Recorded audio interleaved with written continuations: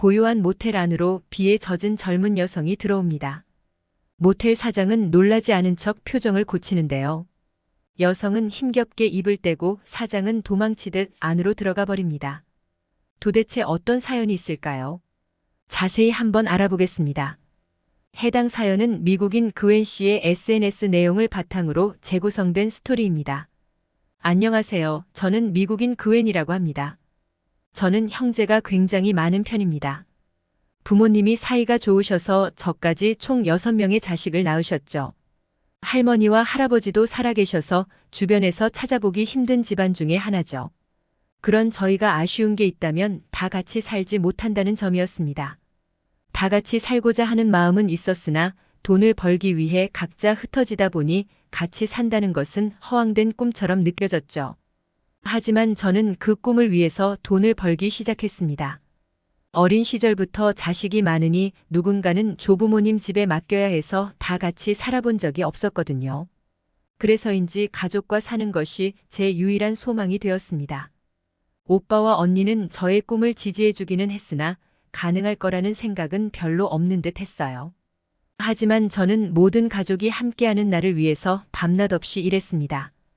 4시간도 자지 못한 채로 몇 년 동안 일만 했던 것 같아요. 그렇다 보니 몸이 성할 날이 없더군요. 그래도 가족들이 함께할 미래를 생각하니 그런 것들은 아무렇지도 않게 느껴졌습니다. 미래만 생각하고 살다 보니 주위에 있던 친구들도 다 떨어져 나가고 전 혼자가 되었죠. 외롭지 않았다고 하면 거짓말이지만 그럴 때마다 가족들에게 연락을 하고는 했어요. 특히 동생인 네이튼이 큰 도움이 되었습니다. 전화를 할 때마다 제가 너무 자랑스럽다고 이야기해주곤 했거든요. 그런 동생에게 더 자랑스러운 누나가 되어주고 싶었어요. 그리고 그 시간이 헛되지 않았다는 것을 증명해주는 일이 발생했어요. 바로 제가 집을 샀던 것입니다. 정말 많은 시간이 걸리기는 했지만 제 가족을 모두 수용할 수 있을 정도의 크기였어요. 정말 감격스러워서 눈물을 많이 흘렸던 것 같아요. 할머니와 할아버지가 돌아가시기 전에 해낼 수 있을까 고민했지만 해냈던 거죠. 저는 가장 먼저 네이튼에게 전화를 걸었습니다. 네이튼에게 제가 집을 사서 곧 가족들이 모일 수 있을 것이라고 이야기를 했죠. 네이튼은 저와 함께 행복해하며 펑펑 울었습니다. 당시 네이튼은 조부모님과 살고 있었는데 항상 자신은 언제 엄마와 아빠랑 사냐고 묻고는 했어요. 하지만 자신이 부모님과 살면 조부모님이 너무 서운해하실 거라며 걱정하는 착한 아이였죠. 동생에게 이야기를 하고 얼마 안 있어서 부모님께도 알려드렸더니 정말 행복해하셨어요. 그래도 리모델링을 해야 하니 시간이 걸릴 것이라는 것을 알려드렸습니다. 정말 행복이 바로 코앞까지 다가온 느낌이었죠. 그런데 무너지는 건 한순간이더군요. 모든 일을 그만두고 계약한 집으로 이사를 했었습니다. 리모델링을 하나씩 하면서 가족 모두가 좋아할 집으로 만들고 싶었어요. 이사하고 며칠 지나지 않아 비가 오기 시작하더군요. 비가 오면 물이 샌 곳을 확인할 수 있으니 좋을 것이라고 스스로 생각했어요. 그때는 뭐든 긍정적으로 느껴졌거든요. 그런데 그 비는 잠깐의 비가 아니었습니다. 점차 세차게 오기 시작하더니 모든 것을 잡아먹을 듯이 오기 시작했어요. 저는 그 큰 집에 이상이 생기지 않을 것이라고 생각했죠. 그런데 폭우는 그 생각을 바꾸어 주었습니다. 폭우는 정말 상상 이상으로 쏟아졌습니다. 낮인데도 밤인 것 같은 깜깜한 하늘에서 비가 쏟아지는데 이러다 무슨 일이 생기는 게 아닌가 싶을 정도였죠. 그런데 아니나 다를까 대피하라는 사람들의 목소리가 들리기 시작했습니다. 당황스러움에 밖을 나가보니 거리는 발목까지 물이 차올라 있었어요. 이런 광경은 태어나서 처음 봤기에 지나가는 사람을 붙잡고 어디로 가야 하냐고 물어봤지만 그 사람조차 모른다고 하며 가버리더군요. 혼란스러움에 사람들이 가는 방향으로 같이 달리기 시작했어요. 그들도 우왕좌왕하고 있더군요. 저는 최대한 마을과 떨어지려는 사람들을 따라갔습니다. 그리고 마을에서 큰 소리가 나기 시작하더니 산사태가 일어났어요. 정말 영화를 보는 것 같았죠. 현실성이 하나도 느껴지지 않더군요. 더군다나 그 산사태가 제 집을 덮쳤을 때는 정말 꿈이길 바랐습니다. 저는 허무함에 바닥에 주저앉았어요. 제 꿈이 한순간에 사라져버린 거였죠. 너무 허망하면 눈물도 비명도 나오지 않더군요. 숨이 막힐 정도로 힘들 뿐이었죠. 저는 멍하게 그 광경들을 눈에 담았고 어디로 가야 할지 생각했습니다. 그런데 생각나는 곳이 하나도 없더군요. 제게 남은 친구는 하나도 없었고 가족들은 저와 먼 곳에서 살고 있었죠. 결국 제게 선택지는 하나밖에 없었습니다. 근처에 있는 모텔로 가는 방법밖에 없었어요. 미국 거리에 있는 모텔들은 대부분 범죄자들의 소굴이라고 생각하면 됩니다. 더군다나 싼 값에 방이 있는 곳은 더더욱 그러했죠. 머리가 혼란스러웠습니다. 하지만 주머니를 뒤져봐도 저에게 있는 돈은 많지 않더군요. 비는 갑자기 그쳤으나 밖에서 잘 수가 없으니 잘 곳을 어떻게든 마련해야겠다는 생각이 들었습니다. 너무 많은 일이 닥치니 생각이 잘 돌아가지 않아 너무 쉬고 싶었어요. 마을에서 가장 가까운 모텔로 향했으나 거기서는 방이 꽉 찼다면서 받아주지 않았습니다. 저는 알겠다고 하며 다른 곳으로 향했죠. 어떻게 그 거리를 그렇게 걸어갔는지 기억도 나지 않아요. 걷는데 또다시 비가 쏟아지더군요. 제 처지가 너무 처량해서 눈물이 절로 났습니다. 결국 지친 상태로 한 모텔에 도착하게 되었습니다. 좋든 안 좋든 그냥 여기서 묵어야겠다는 생각에 저는 사장님께 혹시 남는 방이 있는지 물었습니다. 그는 험상궂게 생긴 동양인이었는데 아무 말 없이 저를 위아래로 훑어보더군요. 그 눈빛이 너무 싫어 나가고 싶었지만 지금 나가면 객사할 것 같아서 나갈 수가 없었어요. 방이 있다면서 하룻밤 지낼 방 가격을 알려주었습니다. 그런데 제 수중에 있는 돈보다는 비쌌죠. 결국 저는 부끄러움을 무릅쓰고 가격을 깎아줄 수 있는지 물어봤습니다. 그러면서 폭우로 집이 무너져 내렸다는 사실을 힘겹게 이야기해야만 했죠. 입으로 직접 이야기를 하니 정말 억장이 무너지는 것 같더군요. 가족의 꿈이 멀어진 것 같았어요. 그는 저를 가만히 바라보더니 안쪽에 있는 공간을 들어가 나오지 않더군요. 저는 멍하게 그가 나오기만을 바라보다가 빛이 되어 있는 소파에 앉았습니다. 그냥 소파에서 하룻밤만 재워달라고 할까라는 생각마저 들었어요. 하지만 부끄러운 짓은 절대 안 하고 싶었습니다.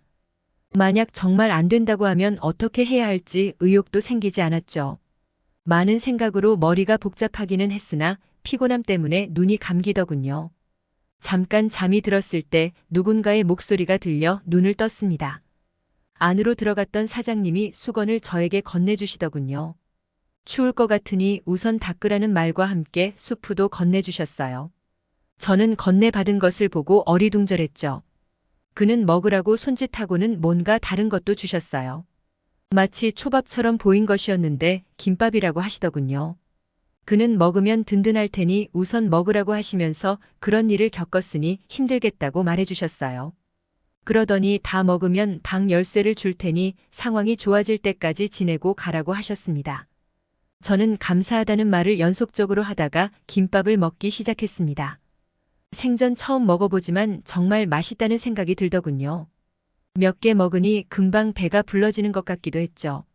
저는 궁금증이 생겨서 사장님께 혹시 비용은 얼마를 내야 하냐고 물었더니 그는 고개를 저었습니다.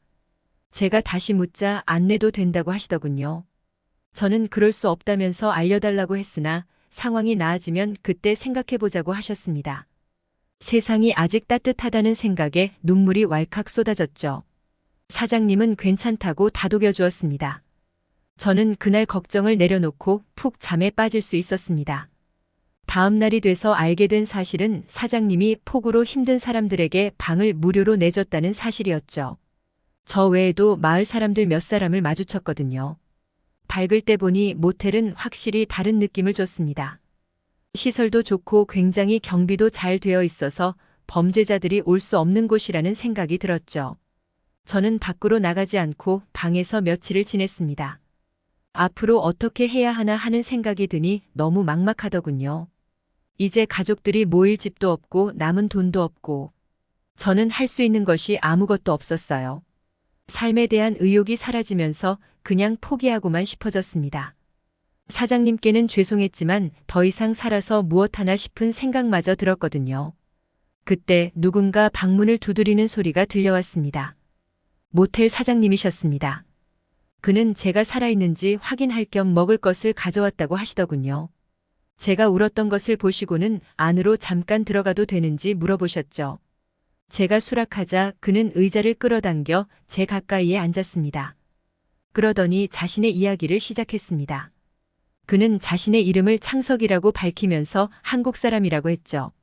그는 한국에 있을 때 군인이었는데 그 안에서 사고가 있어 제대를 하게 되었다고 했습니다. 사회로 나왔으나 사고로 인한 상처로 모든 것에 불만을 품었을 때 먼저 제대를 했던 선임이 만나자고 했다더군요. 그러더니 자신에게 밥도 사주고 여행도 데려가주고 같이 이력서도 작성해주는 등 많은 것을 해줬다고 합니다. 자신은 선임이 아니었으면 죽었을 것이라고 생각한다면서 갚을 날만 기다렸다더군요. 그런데 우연히 선임이 큰 사고가 났었고 자신이 수술비를 다 대줬다고 했습니다. 여전히 그 인연을 이어간다고 하더군요. 그러면서 누군가에게 도움을 받는 건 부끄러운 것이 아니고 갚을 생각을 하면 더 열심히 살 수 있다고 조언해 주셨습니다. 이상하게 그의 말을 들으니 고개를 끄덕이게 되더군요. 담백한 그의 말이 끝나고 사장님은 꼭 용기를 잃지 말라는 말을 하시고는 방에서 나가셨습니다. 한 사람으로 인해 제가 변할 수 있을 거라고 단 한 번도 생각한 적이 없었습니다. 그런데 변할 수 있더군요. 저는 그 말을 듣고 다시 힘을 내보자는 생각을 하게 되었어요. 그 후 집으로 돌아가 어느 정도로 집이 문제가 생겼는지 고치는 비용은 얼마인지 확인하고 현실을 직시하기 시작했죠. 가족들에게도 이 같은 사실을 알리니 다들 제 걱정부터 해주더군요. 솔직히 다들 실망할까봐 걱정했는데 오히려 제 신변부터 확인하며 힘들면 자신의 집에 와도 된다는 말을 해주니 너무 기뻤어요. 제가 사랑받는 사람이 맞구나 싶더군요. 저는 괜찮다고 말하며 모텔에서 숙박을 하면서 일자리를 알아보고 다녔습니다. 지금은 어떨 것 같나요? 저는 곧 가족들과 다 같이 모여 살 날이 머지 않았습니다. 사장님 덕분에 용기를 얻었던 저는 다시 일어나 꿈을 향해 노력했거든요. 덕분에 집도 다 고쳐졌고 현재는 저 혼자뿐이지만 다들 같이 살기로 해서 조부모님과 네이튼이 다음 주에 이사 오기로 했죠.